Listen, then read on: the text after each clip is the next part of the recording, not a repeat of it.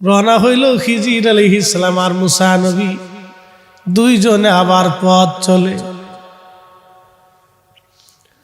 বহু দূরে আসার পরে হযরত খিজির আলাইহিস সালাম দেখলেন এক সুন্দর সুদর্শন বালক দেখা যায়, খুবই চমৎকার সুন্দর চেহারা, মায়াবী।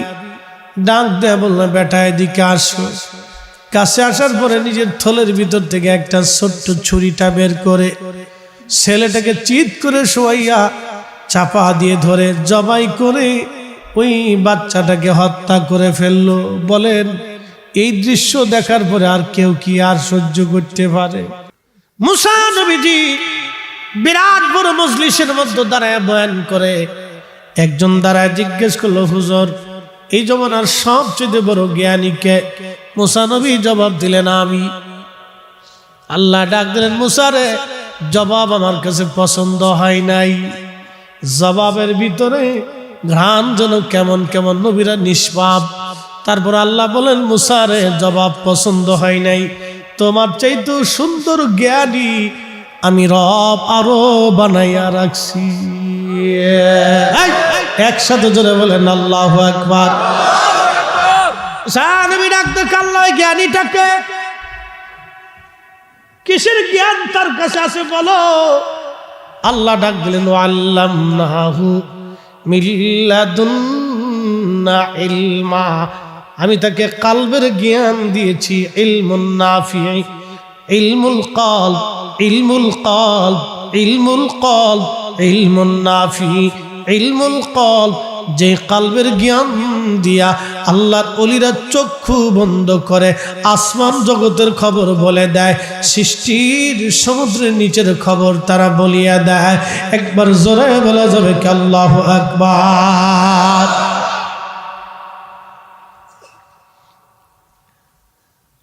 নবী ডাক দিয়ে বলেন, রব তারে তো আমার পাওয়ার দরকার। আল্লাহ বলেন, মুসা তুমি যদি তারে পাইতে চাও তো চলে যাও, দুই সমুদ্রের মিলন স্থান যেখানে, এখানে তারে পাবা। তার নাম খিজির আলাইহিস সালাম। মুসা আলাইহিস সালাম তার ভাই ইউশা ইবনে নুনকে নিয়ে রওনা করলেন ভাজি মাছ। আল্লাহ বলেন, মুসা রে, তোমার ভাজি মাছ যেখানে যাইয়া জিন্দা হইয়া লাফায়া লাফায়া নদীর মধ্যে চলে যাবে, ওইখানে গেলে তুমি তার দিদার পাবা। কোরআন শরীফের সূরা কাহফের ভিতরে এই ঘটনা আল্লাহ লিখেছেন। হযরত মুসা নবী রওনা, বহু দূর যাওয়ার পরে পাথরের উপর মাথা ঠেকাইয়া চাদর মোড়া দিয়ে ঘুমাইলেন। ঘুম থেকে উঠে আবার রওনা করলেন। একদিন এক রাত পথ অতিক্রম করার পরে ইউশাকে বলেন, ইউশা রে, আমার থলের মধ্যে যে ভাজি মাছ ছিল ওই মাছটা দাও, ক্ষুধা লাগছে, মাছটা খেয়ে নেই। ইউশা ডাক দে বল, হুজুর ভুল হয়ে গেছে, শয়তান আমাকে ভুলিয়ে দিয়েছিল, মনেই নাই। আপনি যে এখানে চাদর মুড়া দিয়ে ঘুমাইছিলেন, ওইখানে ভাজা মাছটা জিন্দা হইয়া লাফায়া লাফায়া নদীর মধ্যে চলে গেছে। আর একটু জোরে বলবেন না সুবহানাল্লাহ? কোরআন শরীফে মারেফত আছে না নাই? যারা বলে কোরআনে মারেফত নাই, তারা কোরআন বুঝে নাই।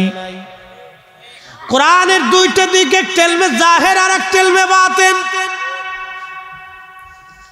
কোরআনের দুইটা দিক, ইলমে জাহির আর ইলমে বাতিন। যে জাহির বুঝলো বাতিন বুঝলো না, সে কোরআন পরিপূর্ণ বুঝে নাই।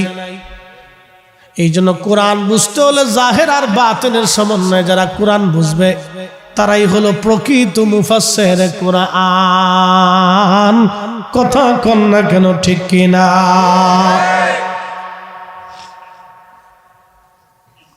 হযরত মুসা নবী ইউশাকে বলে, ইউশা কল্লা কি?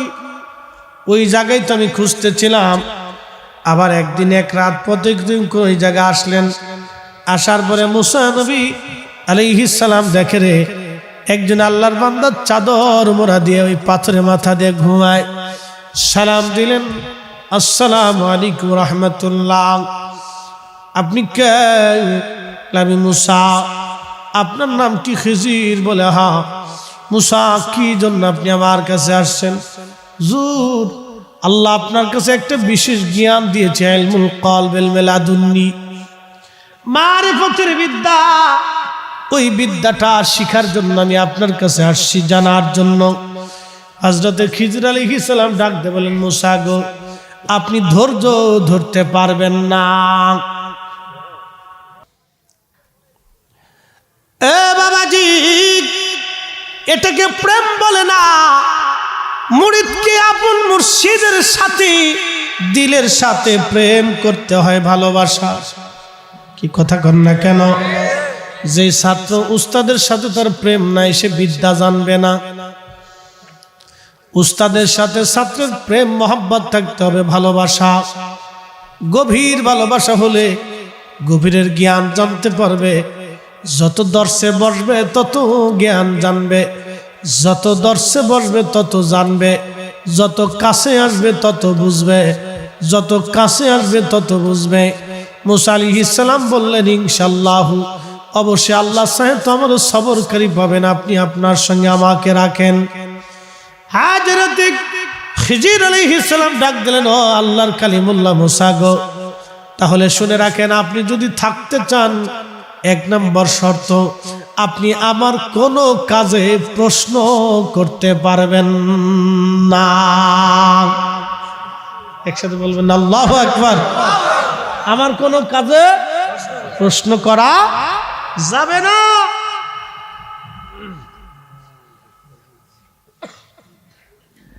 এ বিদ্যা আর এক বিদ্যা, বড় জটিল প্রেম। গুহার দিকে যায় বাদশার দাওয়া ধাওয়া কি। এই 7 জন ওলির সঙ্গী হয়ে গেল কুত্তা। সহিহ বুখারীর কিতাবুল আম্বিয়াতে নবী বলেন, এই কুত্তা 7 জন ওলি গুহার ভিতরে যাইয়া তারা বিশ্রাম শুরু করলো, ঘুমিয়ে পড়লো। ওলিরা ঘুমায়, কিন্তু পাহারাদার কুত্তা ভালোবেসে দরজার সামনে পাহারা দিতে লাগলো। ঘুমাইতে ঘুমাইতে ওলিদের কাল চলে গেল কোরআনের ভাষায় 309 বছর। একসাথে বলবেন না আল্লাহু আকবার। 309 বছর পর্যন্ত পার হলো, কিন্তু কুত্তা দরজা ছাড়ে নাই। না খাইতে খাইতে ওই দরজার সামনে ভালোবাসার তাগিদে, ভালোবাসা, আনুগত্য, ভালোবাসা, প্রিয়জনের আনুগত্য, আল্লাহু আকবার। এই কুত্তা তার 7 জন মনিবের প্রতি, আল্লাহর ওলির প্রতি আনুগত্য দেখাইতে যাইয়া ওই গুহার সামনে পাহারা দিতে দিতে দিতে দিতে দিতে দিতে মারা গেল। ভালোবাসার মানুষের প্রতি আনুগত্য কেমন হবে কোরআন থেকে বুঝে যান। আল্লাহু আকবার। এই কুত্তাটা পাহারা দিতে দিতে দিতে দিতে গুহার সামনে মারা গেল। সহিহ বুখারীতে নবী বলেন, উম্মতরা রে, আমার রব আমার মালিকের কাছে এত ভালো লাগলো, আমার আল্লাহ এই কুত্তাটারে বেহেশতের তাসনিম নদীর পানি দিয়ে গোসল করাইয়া ওর ভিতরেও পাক বানাবে, বাইরেও পাক বানাবে। কুত্তার আকৃতি বাদ দিয়া, দুম্বার আকৃতি দিয়া ওই 7 জন ওলির সঙ্গে কুত্তাটারে আল্লাহ জান্নাতি বানাইবে। একটা জবান বন্ধ থাকবে না, চিৎকার মেরে বলেন আল্লাহু আকবার। হাজিরিন, কুত্তার ভালোবাসা এতই চমৎকার, ভালোবাসার কথাটা আমার আল্লাহ কোরআনে লিখে দিলেন। সুবহানাল্লাহ। কি আসতে হবে? কোথায় লেখছে? কোরআনে। আল্লাহ সূরা কাহাফের মধ্যে আমার আল্লাহ বিস্তারিত লিখে দিলেন। ও মুসলমান, ভালোবাসার জন্য একটা কুত্তা যদি জান্নাতে যাইতে পারে, নবী বলেন, আল মারউ মা মান হাব্বা, তুমি যারে মহাব্বত করবা কিয়ামতের ময়দানে তার সঙ্গে তোমার হাসর নাসর হয়ে যাবে। আমরা অলি ভালোবাসি, মৃত্যুর আগ পর্যন্ত ভালোবেসে যাব। কি কথা কন না কেন, ঠিক কিনা? মূল্য যতুল্য এই প্রেম কয়জনে বুঝে, অমূল্য যতুল্য এই প্রেম কয়জনে জানে। ওরে ধনী মানি পাই না যারে, কুকুর জান্নাতে চলে গেল, কুত্তা যদি জান্নাতে যায় আমরাও আশা করতে পারি। কথা কন না কেন, ঠিক কিনা? ও মুসলমান, কে বেদাত আর কে শিরিক বলল, ও সাতার ফতোয়া দেখার টাইম আমাদের নাই। জোরে বলেন।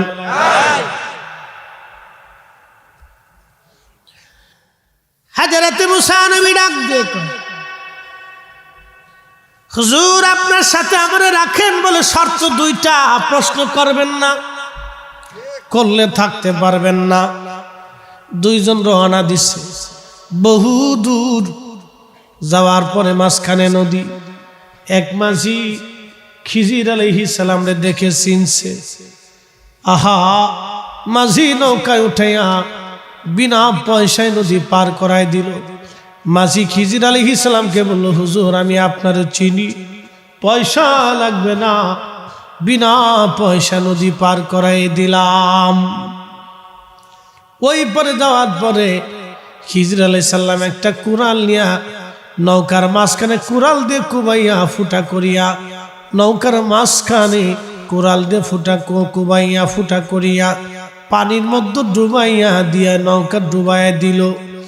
মুসা আলাইহিস সালাম ডাক ডাকে, হুজুর করলেন কি? এই মাঝি বিনা পয়সায় নদী পার করে দিছে, আর আপনি এই নৌকাটারে ডুবাই দিলেন, এটা কাজ হলো? মুসা আলাইহিস সালাম বলল, হুজুর আর আমি প্রশ্ন করব না, সামনে চলে। রওনা হইল খিজির আলাইহিস সালাম আর মুসা নবী, দুইজনে আবার পথ চলে।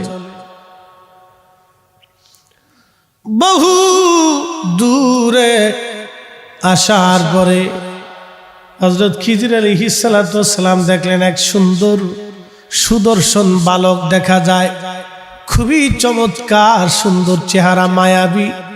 ডাক দেয়া বললেন, বেটা এদিকে আসো। কাছে আসার পরে নিজের থলের ভিতর থেকে একটা ছোট্ট ছুরিটা বের করে ছেলেটাকে চিৎ করে শোয়াইয়া চাপা দিয়ে ধরে জবাই করে ওই বাচ্চাটাকে হত্যা করে ফেললো। বলেন, এই দৃশ্য দেখার পরে আর কেউ কি আর সহ্য করতে পারে? মুসাকে হুজুর করলেন কি? হাই হাই হুজুর করলেন কি? করলেন কি আপনি? এই বাচ্চাটা আপনি মেরে ফেললেন, নিষ্পাপ একটা বাচ্চা।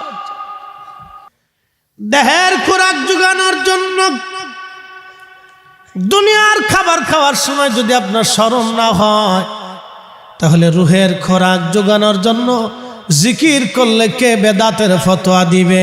ও সাতা মানার টাইম আমাদের না। এই হাত উঁচু করে বলেন, ঠিক কি না?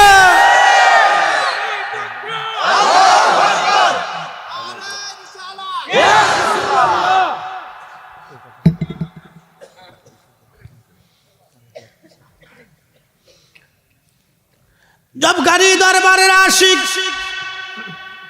আল্লাহর ওলির মুহিব্বিনেরা মাইকের আমার যত দূরে যায়, ভিতরে পর্দার আড়ালে আমার মা বোনেরা, আন্না রাফা সাউদ লিযিকরিহিনা ইয়ানসারিফুন নাসু মিনাল মাকতুবা কানা আলা আহাদিন নবী সাল্লাল্লাহু আলাইহি ওয়াসাল্লাম, রাওয়াহুল বুখারী। আমার নবীর জমানাতে ফরজ নামাজের পরে সাহাবীরা উচ্চ আওয়াজ দিয়ে আল্লাহ জিকির করত। একবার জোরে বলা যাবে কি মারহাবা?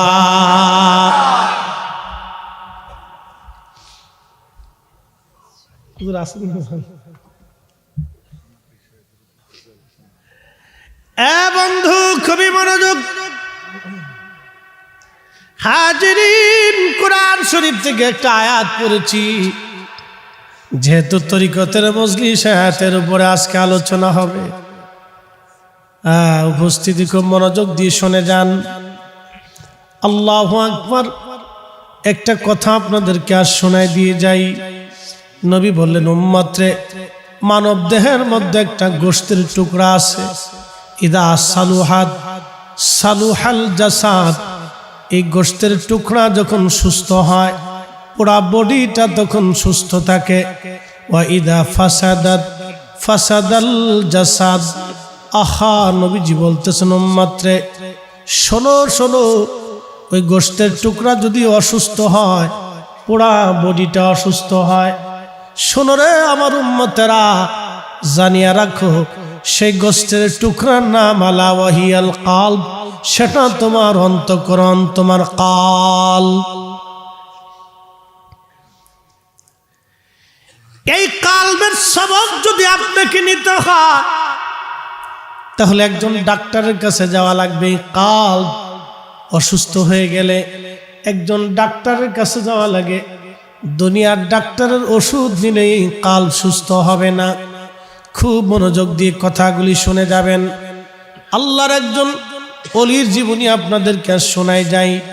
তার নাম ইব্রাহিম বিন আদহাম রহমাতুল্লাহ আলাইহি। বিরাট বড় দরজার ওলি ছিলেন তিনি। বলবো কি কথা কন না কেন? বলবো। আমাদের দেশে অনেক আবার বক্তা নতুন নতুন বের হয়ে গেছে। এরা বলে আমরা খালি গল্প বাজার কিসসা কাহিনী কই। আরে আল্লাহ তো নিজেই কোরআনে কিসসা বলছে। কি কথা কন না কেন? হযরত ইউসুফ আলাইহিস সালামের কিসসা তো আমরা বলি নাই, আল্লাহ বলছে। কি কথা কন না কেন? হযরত আদম নবীর কিসসা আমি বলি নাই, আমার রব বলেছেন। মুসা নবীর কিসসা আমি বলি নাই, খিজিরের কিসসা আমরা বলি নাই, আমার আল্লাহ বলছে। ওই যে আপনার আসহাবে কাহফের কিসসা, আসহাবুল উখদুদের কিসসা আমরা বলি নাই, মালিক আল্লাহ বলছে। হযরত ঈসা নবীর কিসসা আমরা বলি নাই, মারিয়ামের কিসসা, জাকারিয়ার কিসসা, লূতের কিসসা, ইব্রাহিমের কিসসা, নমরুদের ঘটনা, ফেরাউনের কিসসা আমরা বলি নাই, আমার আল্লাহ বলেছেন। কি কথা কন না কেন? ঠিক কিনা? আল্লাহ কিসসা বললে যদি, আমরা কিসসা বললে যদি আমাদের দোষ হয়, তাহলে আমরা আল্লাহর সুন্নত মোতাবেক আমরা কিসসা বলেই যাব। তুমি যতই চিল্লাও, কাউয়ার চিল্লে নিতে কাকের কোকিলের কিছু হয় না। কথা কন না কেন? যিকরুন নবী সাল্লাল্লাহু আলাইহি ওয়াসাল্লাম মিনাল ইবাদত। আমার নবীর সম্মান আলোচনা করলে ইবাদত হয়। যিকরুস সালিহিনা কাফারা। আর আল্লাহর ওলিদের আলোচনা করলে নিজের জীবনের গুনাহগুলি আল্লাহ মাফ করে দেয়। মুর্শিদের চরণ বিহনে এ জীবন মিশে। কথা কর না কেন? ঘুমাইছে? যার ঘুমাইছে উড়ান, ঘুমানোর জায়গা না বাজান রে। মাহফিলগুলি ঘুমানোর জায়গা না। ভাবতেছেন এই মাহফিলে শুধু আপনারা এসেছেন না,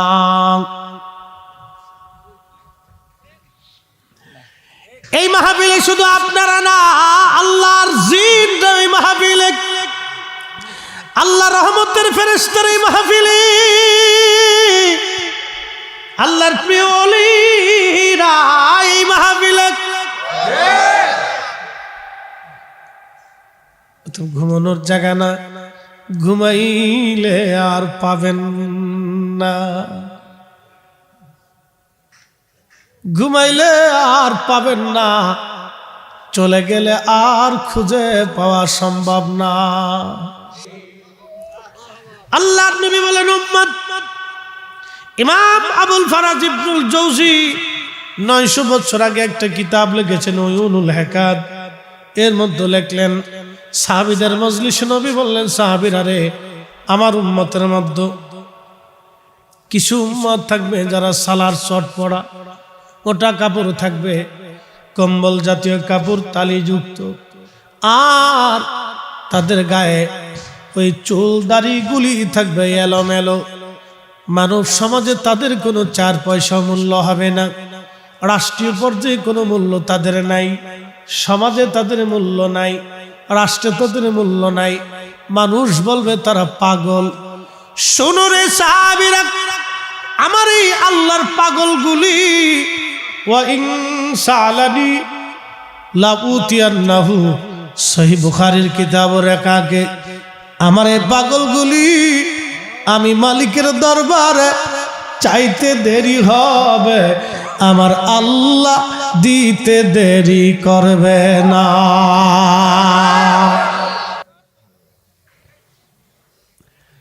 জবগারি দরবার শরীফ মুহিব্বিন, আমি বলতে চাইছিলাম আলা বহিয়াল কালব, সেটা তোমার কালব।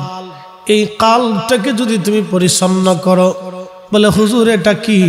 এক নম্বর অহংকার।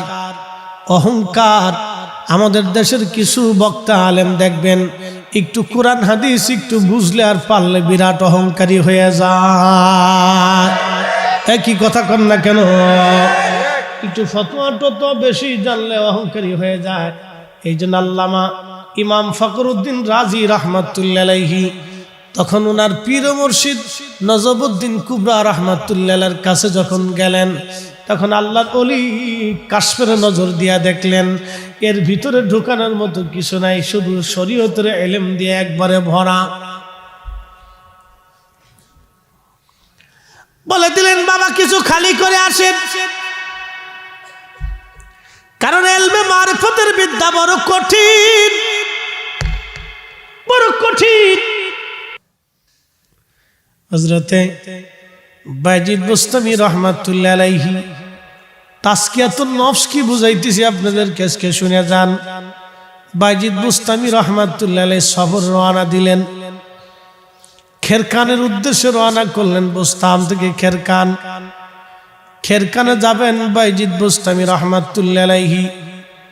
খেরকানে হযরত বাইজিদ বুস্তামির ইন্তেকালের 22 বছর পরে হযরতে আবুল হাসান খেরকানি রাহমাতুল্লাহ আলাইহির জন্ম হয়েছিল। হযরত আবুল হাসান খেরকানি ছিলেন খেরকানে, বাইজিদ ছিলেন বুস্তামে। ওই খেরকান দিয়ে যাওয়ার সময় বাইজিদ বড় বড় নিঃশ্বাস টান দিতেন। মুরিদরা বলতো হুজুর এত বড় নিঃশ্বাস আপনি নেন কারণ কি? বাইজিদ ডাক দে বলতো মুরিদরা রে তোমরা জানো না এই খেরকান থেকে একজন আল্লাহর মহা ওলির সুঘ্রাণ আমার নাকে লাগে, একজন দাবার দোস্ত ওলির ঘ্রাণ আমার নাকে লাগে রে খেরকানবাসী। আমার ইন্তেকালের 40 বছর পরে তার আত্মপ্রকাশ হবে। আসতে হলো কেন জোরে বলেন? এত আগে আল্লাহ ওলির সুঘ্রাণ নাকে লাগাই দিস। তার নাম হযরত আবুল হাসান খেরকানি। এই আবুল হাসান খেরকানির দরজায় চলে গেলেন বিশ্ববিখ্যাত বাদশাহ সুলতান মাহমুদ গজনবী।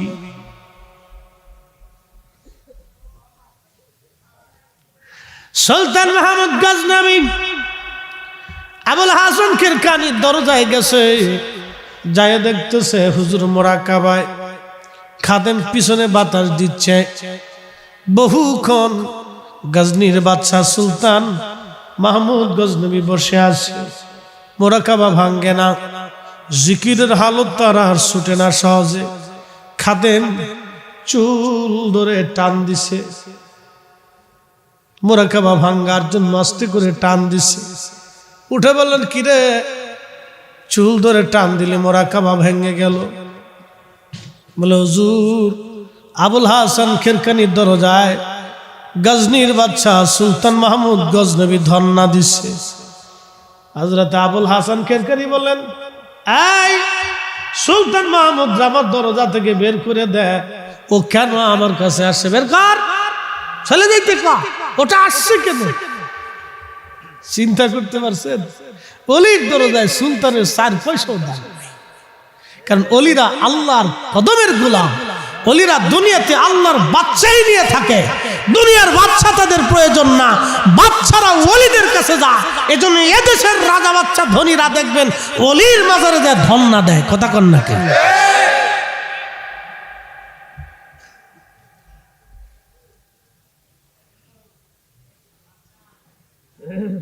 খুবই মনোযোগ দেন।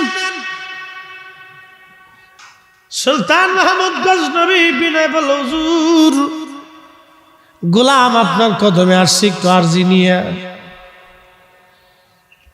কি বলবি বল? তারাই দিবেন না, আপনার কদমে আমি আসছি। কি চাস বল? হুজুর আমি ভারতের সোমনাথ আক্রমণ করব। সোমনাথ দিয়ে তুই কি করবি রে বেটা? ওটা তোর দরকার কেন? কি জন্য এখানে যুদ্ধ বাঁধাইতে যাবি? হুজুর শুনছি সোমনাথে নাকি মক্কা থেকে 360 মূর্তির কিছু ভগ্নাংশ মূর্তি নাকি সোমনাথে রাখা হয়েছে। তারা নাকি বলে এটা আওয়াজেও কোনোদিনও সোমনাথ পরাজয় হবে না। এই জন্য আমি খুদার উপর ভরসা করে ওটা দখল করতে চাই। আমার কাছে কেন আসিস? করবি যা, সেটা তোর ইচ্ছা, আমার কাছে কেন? হুজুর একটু দোয়া নেওয়ার জন্য আসছি, যাতে মালিক আমারে অপমান না করে, এই জন্য আপনার কদমে আসছি। জুব্বাখানা খুলিয়া আবুল হাসান খেরকানি রহমাতুল্লাহ আলাইহি ওই সুলতান মাহমুদ গজনবীর হাতে দিয়ে বলেন, যা বেটা চলে যা, যদি কখনো মুসিবতের মধ্যে পড়ে যাস তাহলে জুব্বাখানা হাতে নিয়ে বলবি, আল্লাহ এই জুব্বার মালিককে যদি তুমি পছন্দ করো, এই জুব্বার খাতিরে আমার এইটা দাও সেটা দাও, তুই যা চাবি আমার আল্লাহ তোরে ফেরত দেবে না। আল্লাহ আবুল হাসান খেরকানি জুব্বা দিয়ে দিস,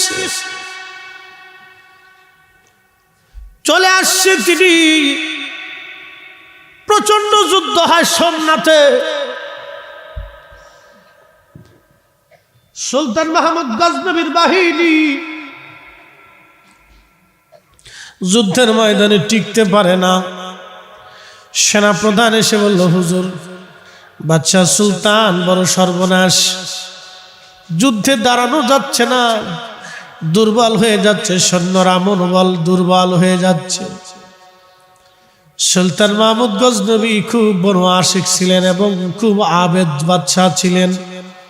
দ্রুত গতিতে ওযু করিয়া 2 রাকাত নামাজ পড়ে সুলতান মাহমুদ গজনবী সেই আবুল হাসান খেরকানি রহমাতুল্লাহ আলাইহির জুব্বা হাতে নিলেন। জুব্বা খানা হাতে নিয়ে হাত তুলিয়া কাঁদে আর বলে, রাব জুব্বার মালিক, আমার পীর ও মুর্শিদ, আমার সাইয়্যিদি, আমার মুর্শিদি আবুল হাসান খেরকানি জুব্বাখানা দিয়ে দিয়েছে আমাকে।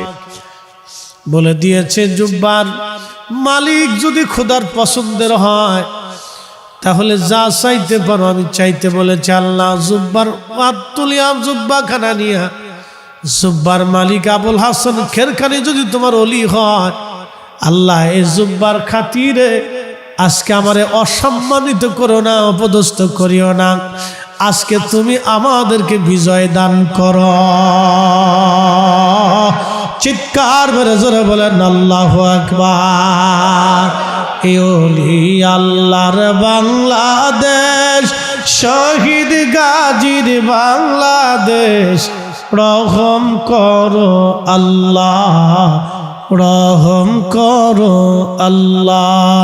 এই শাহজালালের বাংলাদেশ, শাহ মখদুমের বাংলাদেশ, রহম করো আল্লাহ, রহম করো আল্লাহ।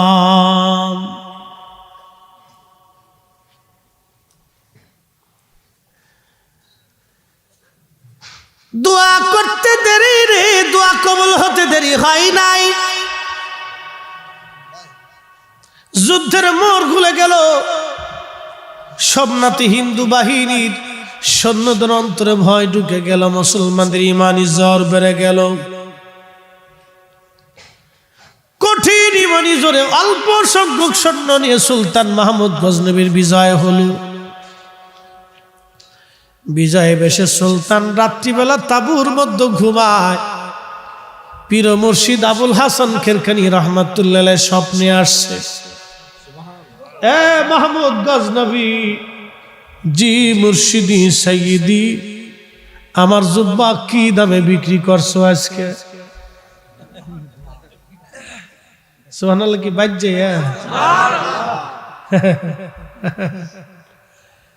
ওলি আমরার সিলসিলার আকাবির, আল্লাহু আকবার, আমরার এই সিলসিলার আকাবির ওলি ওলি ওলি, ওরা যারা আজকে উসিলা মানে না, ওর কপাল বুড়ার জাতি। উসিলা তোরা যারা মানো না, উসিলা দিয়া এই জমিনের দিন বিজয় হইছে, নতুবা তোমাদের মুসলমানি সোনা কাটা হতো না। কি কথা খারাপ কইছি ভাই? আমি এত দলিল দিব না, আমি দলিল কম দেই, আমি হালকা দলিল মারি, বেশি দলিল লাগে না। যারা মানে তাদের কাছে দলিল লাগে না। কি কথা কন ঠিক কি না? বিনা দলিলে চলে, তারপর আমরা হালকা দিই। সাহাবীরা নবীর উসিলা ধরছে। আল্লাহু আকবার। সুনানুদ দারিমিতে বিশ্ববিখ্যাত মুহাদ্দিসুদ দুনিয়া ইমাম দারিমি রাহিমাহুল্লাহ বিশুদ্ধ সনদে হাদিস লিখছেন, মদিনাতে বৃষ্টি হয় না, দুর্ভিক্ষ লেগে গেল। সাহাবীরা এসে আম্মাজানকে বলেন, হুজুর মাগো বৃষ্টি নেই, কি করব? আম্মাজান বলেন, রওজা শরীফের উপর থেকে এই তোমরা খেজুর পাতার ছাউনি সরাইয়া আকাশ বরাবর রওজা শরীফকে ফাঁকা করে দাও। সাহাবীরা ফাঁকা করে দেওয়ার পরে আকাশে মেঘ জমে গেল, একাধারে 7 দিন পর্যন্ত বৃষ্টি নামে। সাহাবীরা আবার আসছে, আম্মাজান বৃষ্টির কারণে আমাদের মাটির ঘরগুলি ভেঙে যাচ্ছে, পানিতে মদিনা টয়টম্বুর হয়ে গেছে, করব কি এখন? বৃষ্টি বন্ধ করতে হবে। বলে রওজা শরীফের উপর থেকে ছাদকে আবার নির্মাণ করে দাও, যাতে আকাশ রওজা দেখতে না পায়। জোরে কর, যেমনি সুবহানাল্লাহ কইতেছেন মনে হয় আজকে দুপুরেও খান নাই, সকালেও খান নাই, রাত্রেও খান নাই, ঝগড়া ফাসাদ করে আইছেন মনে হইতেছে। একসাথে বলে সুবহানাল্লাহ। আম্মাজান কি আল্লাহ চিনতো না? কি কথা কর না কা? সাহাবীরা আল্লাহ চিনে না, তো আল্লাহর কাছে সরাসরি না আসে আম্মাজানের কাছে আসলো, আর আম্মাজান নবীর রওজা মুবারকে পাঠাইলো কে? শিরিক আর বেদাত যারা বেশি বুঝেন, আমরারে বেদাতি বানাইছেন উসিলা ধরার কারণে। কপালে কিন্তু শনি আছে।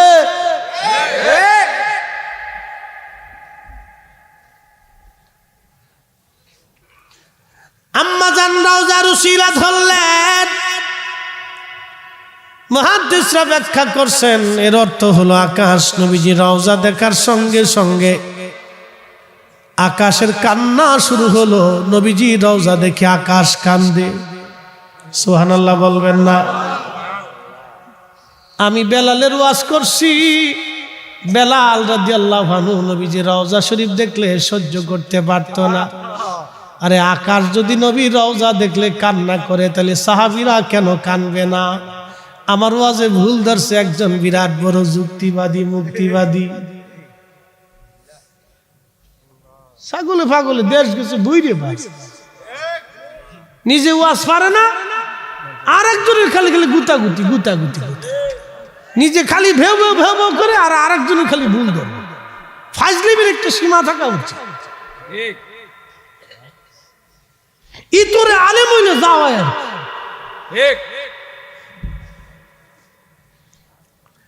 প্রিয় উপস্থিতি, খুব মনোযোগ দিয়ে রওজা শরীফ দেখলে আকাশ সহ্য করতে পারে না। তাহলে বুঝেন সাহাবীদের কেমন লাগতো। যারা জীবন দিয়ে নবীরে ভালোবাসছে রে, ওই সাহাবীরা রওজা শরীফ দেখলে তারা কান্না করত। হযরতে বেলালের সহ্য হতেন। ইমাম কিরমানি শরহে বুখারীর মধ্যে লিখেছেন, রওজা শরীফ নবীজির ওই যে হুজরা মোবারক আর মিম্বর রিয়াজুল জান্নাহ মসজিদে নববী, হযরত বেলাল সহ সাহাবীরা এগুলি দেখলে তারা কেঁদে কেঁদে হয়রান হতেন, পাগল পারা হয়ে যাইতেন। বহু হাজি আছে দেখবেন মদিনায় নবীর রওজা মোবারক দেখার সঙ্গে সঙ্গে চোখের পানি ফেলে ফেলে কাঁদতে থাকে, সহ্য করতে পারে না। মদিনা থেকে বিদায় নেওয়ার সময় বহু হাজি আহা কান্নাকাটি করতে করতে পাগল পারা হয়। মদিনা থেকে সে আসতে চায় না, কিন্তু আসতে তো হবেই, বিদায় তো নিতেই হবে, বিদায় তো নেওয়া লাগবেই। এই প্রেম আমি বুঝাইতে পারবো না, এই ভালোবাসার দলিল দিয়ে হয় না। যে ভালোবাসা বুঝে না তারে দলিল দিয়ে বোঝানো যায় না। কথা বলেন ঠিক কিনা? যে প্রেম বুঝে না তাকে দলিল দিয়ে বোঝানো যায় না, এটা আলাদা। এক একজন সাহাবী এক এক ভাবে রসুলকে ভালোবাসছে। আমরা কারো ভালোবাসাটাকে ছোট করে দেখার সুযোগ নেই। এক একজনের ভালোবাসা এক এক রকম ছিল। এ বন্ধু, আমি এদিকে যাব না। স্বপ্নের করে আবুল হাসান খেরকানি রাহিমাহুল্লাহ সে বললেন, সুলতান মাহমুদ গজনবী বল রে, আমার জুব্বা কত দামে বিক্রি করছো বল। আবুল হাসান খেরকানি রে মাহমুদ গজনবী ডাক ডাকে, হুজুর আমি বলছি জুব্বার উসিলা দিয়ে আজকে আমাদের বিজয় দাও, আল্লাহ বিজয় দিচ্ছে, কি এত কম দামে আমার জুব্বা কেন বেচলি? ক আল্লাহু আকবার। আমার জুব্বা এত কম দামে বেচছিস কেন? উনি একটু জালালি হালতের ছিল। তুই আমার জুব্বা এত কম দামে বিক্রি করছিস কেন? তুই যদি বলতি আল্লাহ জুব্বার উসিলায় জুব্বার লোক জুব্বার মালিককে যদি ভালোবাসো, উসিলা ধরে যদি বলতি যে সোমনাথের সব কাফির মুসলমান বানাই দাও, আল্লাহ তাই বানাই দিত। এত কম দামে আমার জুব্বা বেচে ফেলছিস তুই। একসাথে বলবেন আল্লাহু আকবার। আছে? এই আসতে বলবেন না, জোরে বলেন। পাওয়ার আছে? হাত উঁচা করে বলেন আছে। হাতি মরলেও লাগ, বাঁচলেও লাগ। আমরা যারা সিলসিলার ভিতরে আছি আমাদের বুলন্দ নসিব, বাঁচলেও লাগ, মরলেও লাগ। কথা কন ঠিক কিনা? বাঁচলেও লাগ, মরলেও লাগ। হ্যাঁ, আপনাকে বুঝতে হবে, তরিকা মানতে হবে। ফানাফিসাইকে নিজের পীর ও মুর্শিদের প্রতি আনুগত্যের নজর এমন ভাবে দিতে হবে যে কিতমির কুত্তায় যেমন আনুগত্যের জন্য জীবন দিয়ে আনুগত্য প্রমাণ করে গেছে, ওইভাবে আনুগত্য প্রকাশ করতে হবে, থাকতে হবে আনুগত্য। না হলে ইলমুল আদুনি বুঝবেন না। মুসা আলাইহিস সালামকে হুজুর কাম করলেন, একটা নিষ্পাপ পোলারে মেরে ফেললেন। হুজুর আমরা না কইছি প্রশ্ন করা যাবে না। কে হুজুর এই আর করতাম না, যদি করি তাহলে আপনার থেকে আমাকে জুদা করে দিন। আচ্ছা ঠিক আছে। বহু দূরে গেছে কারিয়ায়, 3 দিন 4 দিন খাবার নাই। মুসা আলাইহিস সালাম ক্ষুধার্ত, খিজির আলাইহিস সালাম ক্ষুধার্ত, একবারে 3 দিন পর্যন্ত না খাওয়া। বুঝেন তো 3 দিন না খাইলে জ্বালাটা কেমন, একবার না খাইয়ে থাকেন। কি কথা কন্যা কা? রমজান সামনে আসতেছে, বুঝে দেখেন, সামনে গরমে রোজা পড়বে, আবার বুঝে দেখেন কি জ্বালার জ্বালা। হযরত মুসা নবী আর খিজির আলাইহিস সালাম দুইজন এক কারিয়ার পাশে গেলেন গ্রামে। সারা গ্রামের মানুষের বাড়ি বাড়ি যায় বলেন, দেখো রে আমরা মুসাফির, আমরা রে একটা রুটি দাও, 2টা রুটি দাও। গ্রামের একটা মানুষও একটাও রুটি দিল না। ওই গ্রাম দিয়ে বের হয়ে যাওয়ার সময় হযরতে খিজির বললেন, নবী গো, এই যে একটা দেওয়াল আছে, একটা গরিব মানুষের দেওয়াল, একবারে নবজ হয়ে গেছে, ভেঙ্গে পড়বে, আসেন নির্মাণ করে দেই। তারা সুন্দর করে মাটি টাটি পানি দেয় না, ওই দেওয়ালটা খুব কষ্ট করে বানাইলো। এমন কষ্ট পরিশ্রম করার পরে মুসা নবীর ক্ষুধা লেগে গেছে। কষ্ট বেশি দেখে মুসা আলাইহিস সালামকে হুজুর একটা কাজ হইল, বলে কি কাজ? এই 3 দিন পর্যন্ত আমরা ক্ষুধার্ত, এই গ্রামের এত মানুষের কাছে গেলাম, একজন একটা রুটি দিল না, আর তাদের দেওয়াল নির্মাণ আমরা করে দিলাম। হুজুর প্রশ্ন করতে না করছিলাম, আপনি প্রশ্ন করে ফেলছেন, আপনি আর শর্ত অনুযায়ী আমার সাথে থাকতে পারবেন না। মুসা আলাইহিস সালাম বলেন, হ্যাঁ কথা তো সত্য, আমি তো ওয়াদা করছি। তো হুজুর আপনার কাছ থেকে চলে যাব, কিন্তু 3টা বিষয়ের হিকমত হাকিকত আপনি আমার বলে দেন। সহিহ বুখারীতে নবী কিতাবুল আম্বিয়াতে লেখছেন, নবী বলেছেন যদি মুসা আলাইহিস সালাম ধৈর্য ধরতে পারতেন তাহলে আরো মারিফতের জিনিস জানতে পারতেন। হ্যাঁ আসতে হলো কেন জোরে বলেন? এই জন্য অলির দপ্তরে ধৈর্য লাগে, কথা কর না ঠিক কিনা? কি লাগে? ধৈর্য লাগে, ধৈর্য ছাড়া এটা বোঝা যাবে না। হাজরতে খিজির ডাক দেব, হুজুর 3টা বিষয়ের হাকিকত আপনারে বুঝাই, আজকে শুনিয়া যান। প্রথম নাম্বার, নৌকাটা ডুবাইলাম, ওই নৌকা ছিল একজন গরিব মাঝি, ওই নৌকা ছাড়া আর উপার্জনের কোনো ব্যবস্থা তার নাই। নৌকা চালাইয়া কোন রকম তার সংসার চলে, বাচ্চা কাচ্চা চলে। কিছুদিন পরে ওই দেশের বাচ্চা হলো জালিম, সে সমস্ত নৌকাগুলি ছিনিয়ে নিয়ে যাবে নদী থেকে। এই জন্য আমি ওই নৌকাটারে ডুবাইয়ে দিলাম, যাতে জালিম বাচ্চা সব কিছু নিয়ে যাওয়ার পরে এই মাঝি নৌকাখানা উঠাইয়া যেন নৌকা চালাইয়া তার জীবন চালাইতে পারে, নতুবা মাঝি কষ্টের মধ্যে পড়ে যাবে। অথচ কোরআন বলল, আমা তাদরি নাফসুম মাযা তাকসিবু গাদা। মানুষ জানে না আগামী মুহূর্তটা তার কপালের মধ্যে কি লেখা আছে, ভাগ্যে কি লেখা আছে মানুষ জানে না, ভাগ্যে কি লেখা আছে মানুষ জানে না। অথচ আমার খিজির আলাইহিস সালাম বলে দিলেন এটা আল্লাহ পাকের এক বিশেষ নিয়ামত। আল্লাহ বলেন, ইন্নাল্লাহ আলিমুন খাবীর, নিশ্চয় আল্লাহ সর্বজ্ঞ খবরদাতা।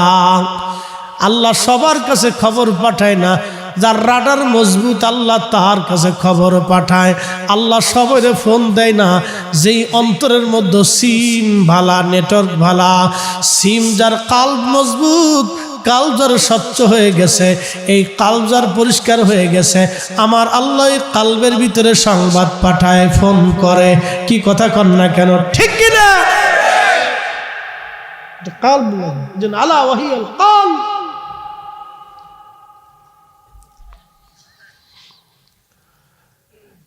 হাজরাতে মুসা নবী বললেন, বুঝলাম তো, পরেরটাই একটু ছেলেরে মেরে ফেললেন আপনি। বলে, শোনো গো হে পয়গম্বর মুসা, ওই ছেলেটা বড় হয়ে যাওয়ার পরে কাঠটা কাফের হয়ে যাবে। তার মা বাবা 2জন বড় ঈমানদার, সে তার মা বাবাকে বেঈমান বানানোর চেষ্টা করবে। এই জন্য ওই ছেলেটাকে আমি আগেই হত্যা করিয়া তার ঈমান বাঁচাইলাম, তার বাবা মারও ঈমান বাঁচাইলাম। জোরে বলা যাবে কি মারহাবা? এটা ভেদ, এর আরো অনেক ব্যাখ্যা আছে, এগুলো দিতে গেলে রাত চলে যায় না, এগুলোর আনুষঙ্গিক আরো ব্যাখ্যা আছে। এটা কোরআনের কাছে আছে, আমার না তো কোরআন সরাসরি কোরআনে আসছে ঘটনা, এটার আরো ব্যাখ্যা আছে, জাহিরি ব্যাখ্যা, বাতিনি ব্যাখ্যা, আরো চমৎকার ব্যাখ্যা আছে। আনুষঙ্গিক ব্যাখ্যা দিতে গেলে রাখছে, শুধু এতটুকুনি বুঝে যায়। হাজরাতে মুসা নবী বলেন, দেওয়াল নির্মাণ করলেন কেন? বলে, দেওয়াল বানাইলাম এই জন্য, ওই দেওয়ালের নিচে একজন এতিম গরিব বাচ্চাদের সম্পদ তার বাবা রেখে গেছে। দেওয়ালটা যদি কিছুদিন পরে নরমাল হয়ে গেছে, ভেঙে পড়ে যাবে। যদি নির্মাণ না করতাম, এলাকার মানুষ এতই জালিম যে আপনার ক্ষুধার্ত একটা রুটি তারা দেয় নাই। এরা যদি ওই সম্পদ খুঁজিয়া পায়, তাহলে এতিম বাচ্চাদের সম্পদ ওরা মেরে খেয়ে ফেলবে। আমি দেওয়াল পুনরায় নির্মাণ করলাম, ওরা বড় হয়ে যাতে ওই দেওয়ালের নিচ থেকে তারা সম্পদগুলি নিয়ে তারা জীবন চালাইতে পারে। এই মারেফত হাকিকত মুসা আলাইহিস সালামের কালবের মধ্যে হয়তো আল্লাহ দেন নাই, কিন্তু এটা খিজির আলাইহিস সালামের কালবে আল্লাহ দিয়া আল্লাহ মুসা আলাইহিস সালামকে বুঝাইলেন যে তুমি বলছিলে আমি বড় জ্ঞানী, এই কথা বলা যাবে না। এই জন্য তরিকতের ভাষায় কেউ যদি নিজেকে বিরাট বড় হুজুর মনে করে তাহলে বুঝবেন এটাই হলো বড় শয়তান। এই কথা কন না কেন, জোরে বলেন, এটা কি কথা কন না কেন, এটা কি শয়তান। এলেমের বাহাদুরি ধনের গৌরব দাও সারি, ওরে মুর্শিদের চরণ তলে জীবনটুকু দাও ঢালি। সে সাধুর প্রেম সুধারু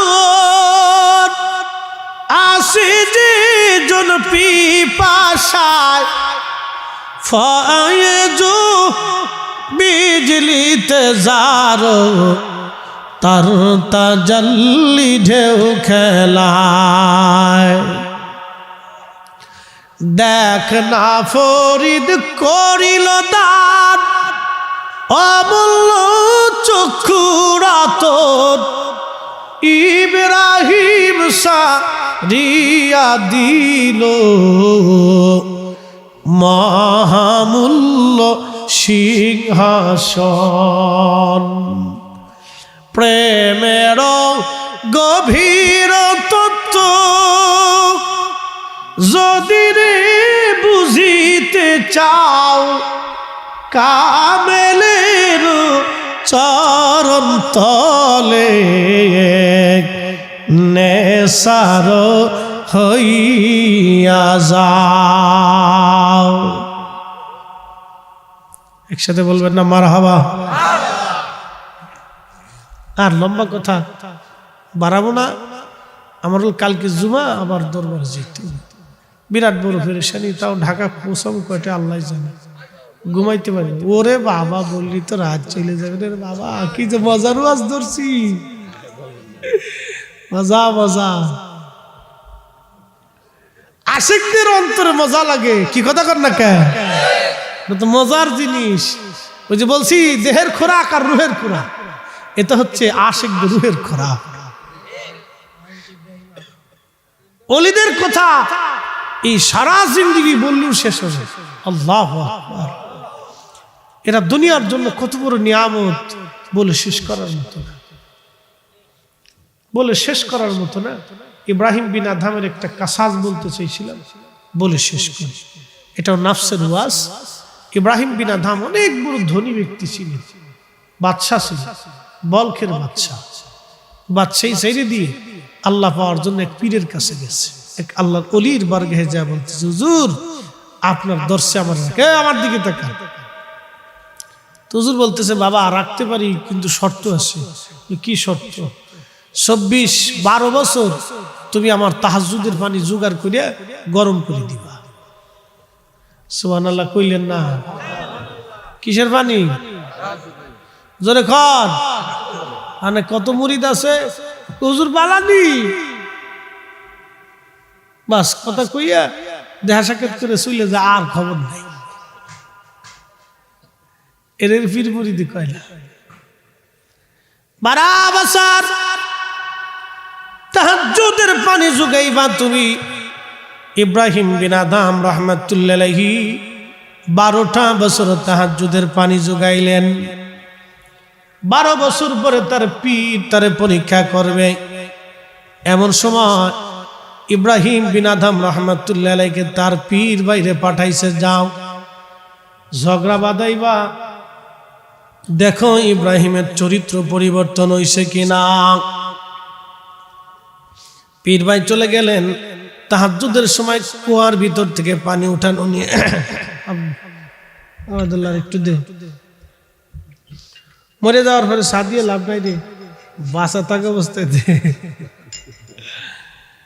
মোহাম্মদের ছেলে, আগামী তো ওরাই হাল ধরবে। কি কথা কর না, ঠিক কিনা? আমরার বয়স তখন বাড়ি হয়ে যাবে। একসময় যাদের ওয়াজ শুনছি তারা আজকে বৃদ্ধ হয়ে গেছে। এখন ওরা যারা আমাদের এখানে বসে বসে শুনতেছে, একসময় ওরা এখানে থাকবে, আমরা বৃদ্ধ হয়ে যাব অথবা কবরে চলে যাব। একের পর এক পৃথিবী এইভাবে চলবে, সাজবে, তরিকত থাকবে, অলি থাকবে। কি কথা কন, ঠিক কিনা? থাকবেই তো, নষ্ট হবে না, বন্ধ হবে না, কেউ বন্ধ করতে পারবে না। এই বিদ্যা পৃথিবীতে চলতে থাকবে। এটা কোরআন থেকে রাসূলের কাল হয়ে আসছে, অসম্ভব। কেউ যদি বলে যে তাসাউফ পৃথিবী থেকে বিদায় করে দিব, ডাহা মিথ্যা। পৃথিবীর আকাশ ভেঙে গেল, বিদ্যা যাবে না। এই বিদ্যা রাসূলের কালবের মাধ্যমে আল্লাহ পাঠিয়েছে। কথা বলেন ঠিক কিনা? কখনো তো থাকবে পৃথিবীতে। ইব্রাহিম বিন আদম রাহমাতুল্লাহ 12 বছর খেদমত করার পরে পানি উঠানো নিয়ে পীর ভাই ঝগড়া বাঁধাইছে, টেস্ট করতেছে, দেখি কি করে। বাচ্চা ছিল। কিছু মানুষ ধনী গরিব হইলেও তার ধনীর নজর যায় না, আর কিছু গরিব মানুষ ধনী হয়ে গেলে তার ওই গরিবের নজর যায় না। তোর আলেম হইলে তার ইত্রামি যায় না। কথা কর না, ঠিক কিনা? বানরের যত সুন্দর করে আপনি ওই গায়ে আলকাতরাস অনুপাউডার অলংকার মাখানোর বান্দ্রামি কিন্তু যায় না। এই জন্য আমরা দেশে এক ওয়াজিন বক্তা মাঝে মধ্যে ওয়াজ করতো, আগার খার খাসি দেগার পাড়া তোলালো, তবু পাড়ার ভব খাসলাত না গেল। যেগুলোর ওয়াজ চরিত্র, এটি চরিত্র সহজে বালা হয় না। পাড়ারে যতই তুলান, এটা যে একটা বদ চরিত্র ছিল, এই খাসি বানানোর পরে এটার বদ চরিত্র জানি, এটা খালি ববো ববো করতে দেয়। বুঝছেন? জ্বালা আছে, কিন্তু অনেক বড় জ্বালা। ইব্রাহিম বিন আদম রহমতুল্লাহ তার মুরিদ ভাইরে, পীর ভাইরে এক থাপ্পড় মারছে। আমার লোকে ঝগড়া বাঁধাইতেই চপ, আমার সিনাস মেরি দিচ্ছে। সকালবেলা ফজরের নামাজ পড়ি, ইব্রাহিম বিন আদম বলতেছে, হুজুর 12 বছর তাহাজ্জুদের পানি জোগাড় করছি, তাহাজ্জুদ নামাজ পড়ছি, 12টা বছর আপনার কাছে থাকছি, খেদমত করছি, আমার কি বিদায় হবে?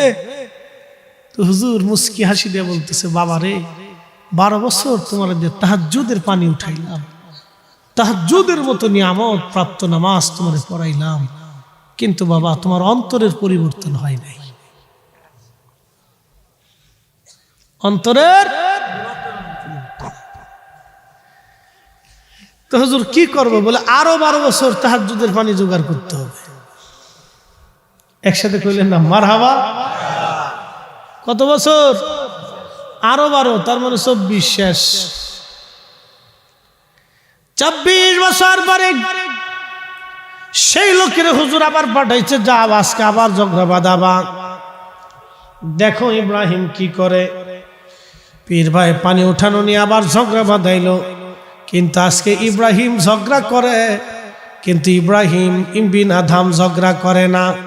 আজকে ওই পীর ভাই আরো উত্তপ্ত করার জন্য নিজের হাতে ইব্রাহিম বিন আদমের মুখের মধ্যে আজকে কইসা মারছে।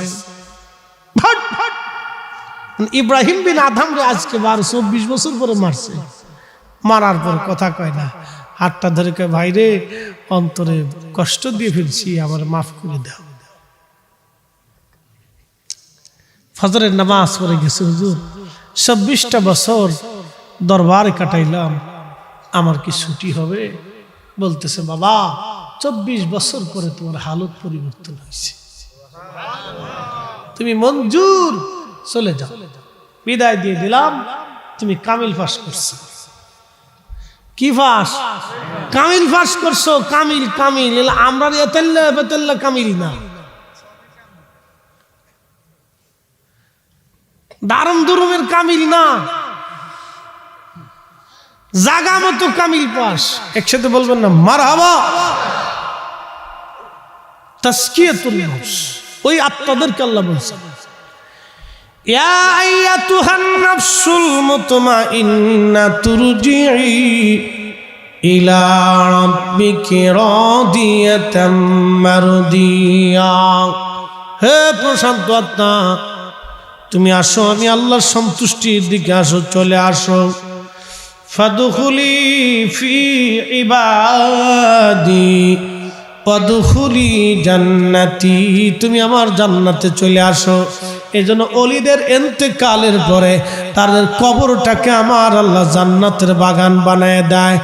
নবীর গোলামের জন্য যদি নবীর গোলামের কবর আল্লাহ রওজা বানায় দেয়, আজকে ওরা কারা? যারা আমার নবীর রওজাকে রওজা বলতে চায় না, ওরাই হলো বর্তমান শয়তানের দালাল।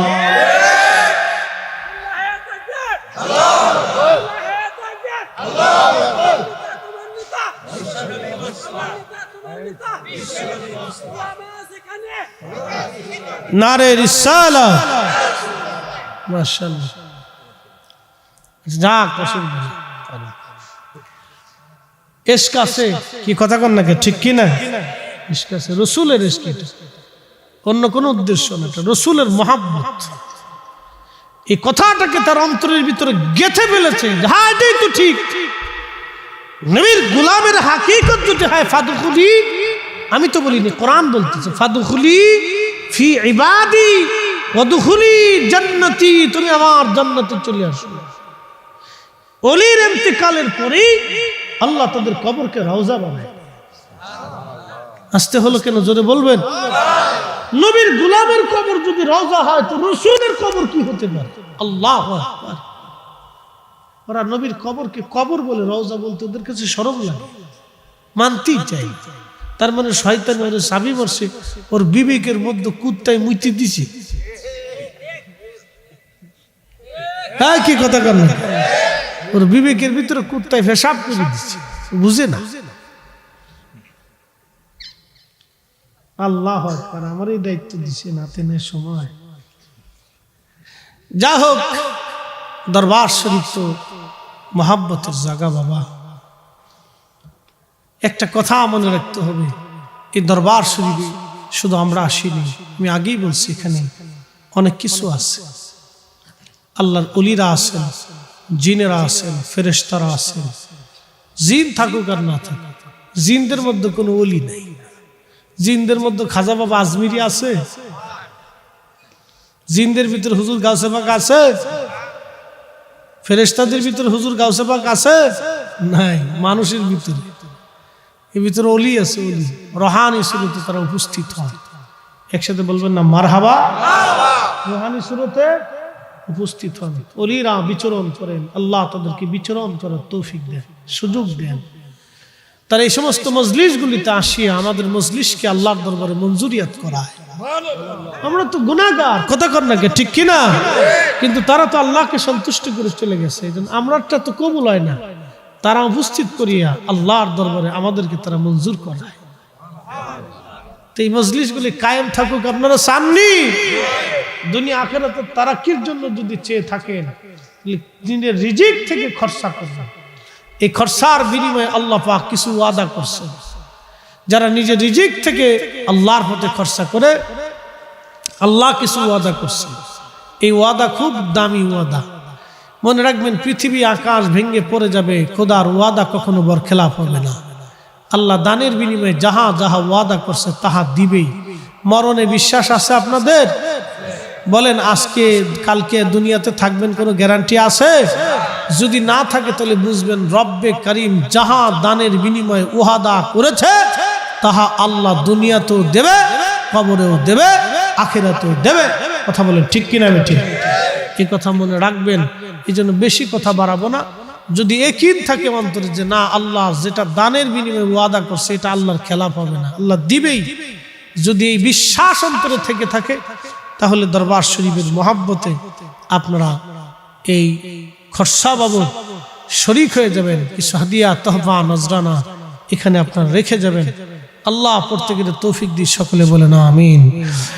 একদিন মাটির ভিতরে হবে ঘরে মন আমার, কেন বান্ধ দালান ঘর? মন আমার কেন বান্ধ দালান ঘর।